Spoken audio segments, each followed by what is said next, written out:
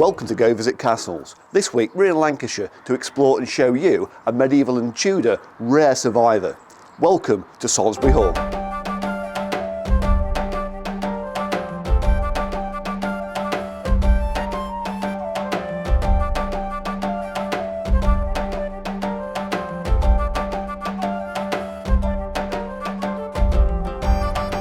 Salsbury Hall has a fascinating history, from its connections to the influential Southworth family to its role as a sanctuary for persecuted Catholics during the Reformation.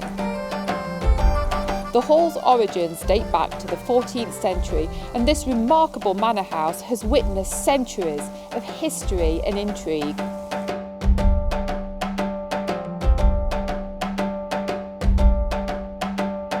The first hall to occupy the site was a timber house, and it was held in thaneage by Gospatrick de Salsbury.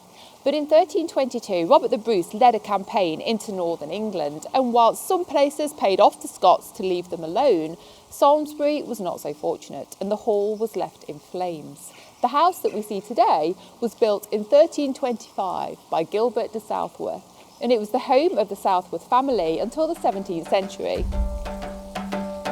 How can you not get overexcited about historic properties like this? It's incredible. The exterior of this hall is exactly as it was in the late medieval and Tudor period.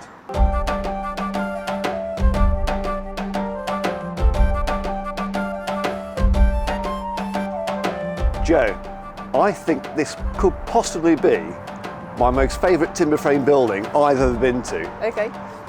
It's got an absolutely dazzling display of black and white architecture. I love the quatrefoil design on the timbering and the herringbone style over there. It's just fantastic, isn't it? Magnificent. Yeah, it's a fabulous amalgamation of Tudor and medieval all in one place. The stained glass windows are remarkable, absolutely remarkable. It's so, so good. You know what? If this hall is as good on the inside as it is on the outside, we're going to have a very good day today.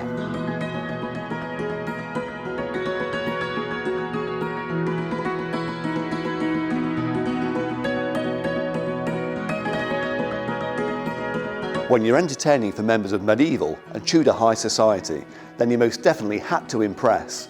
And in this great hall, that's exactly what every guest gets. Warmth, music, hospitality, delicious food, and after a long journey, very comfortable accommodation too.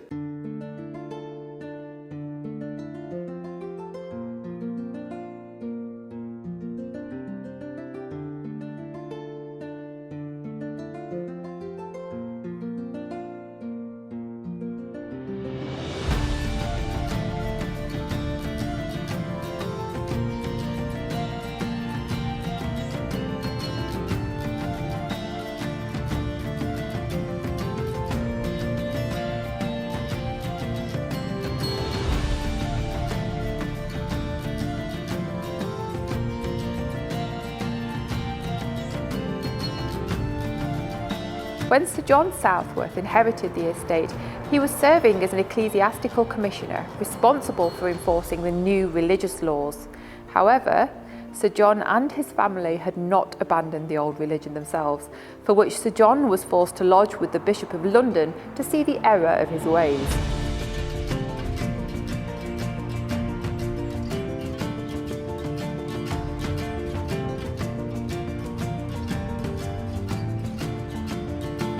During the reign of Henry VIII and his successors, England underwent a profound religious transformation, moving away from Catholicism and towards Protestantism. Now, the Southworths were staunch Catholics, and they resisted the reforms, which was an incredibly dangerous and risky thing to do at this time.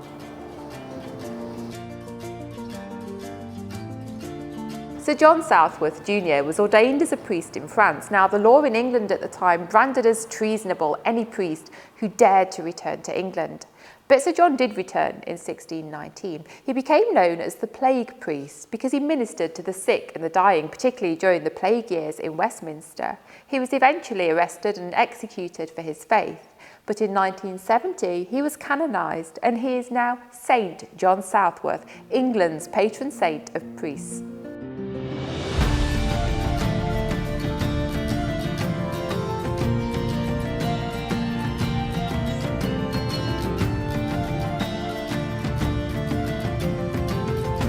Gav, you will find this interesting. Come and have a look at this. What's that, the fireplace? The most exciting fireplace in the world. But what it has got over there on the left-hand side, can you see that huge cavity at the back? Yeah.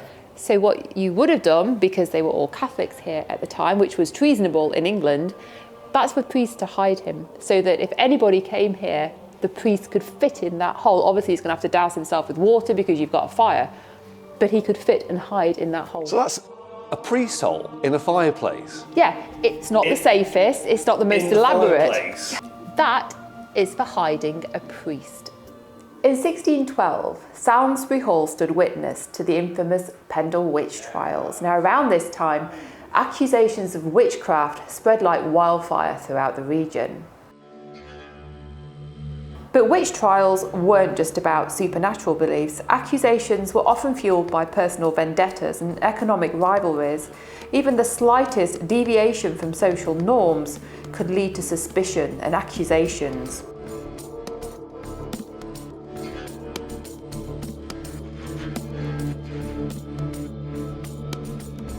Amidst the hysteria of the witch trials, Jane Southworth of Salsbury Hall found herself at the mercy of the witch-finders accused of practising dark arts and consorting with the devil. But the case against Jane was dropped after the main witness admitted that she'd been told what to say by Christopher Southworth, a Catholic priest. Now, the Southworths were a very prominent family, and they split at the Reformation, with one half adhering to Catholicism and the other to the Protestant Church. The case against Jane is an excellent example of how politics and personal vendettas were used to fuel allegations of witchcraft. It's actually a miracle that this incredible building still survives. In the early 1920s, it was in a terrible state of disrepair and came very close to being demolished, boxed up and shipped to America. Luckily, in 1925, a group of local businessmen stepped in, purchased the hall and formed the Salsbury Hall Trust, saving this magnificent building and kick-starting decades of restoration work. From its medieval beginnings to its present-day significance, the hall encapsulates centuries of resilience and remains one of the finest examples of a timber-framed manor house in England.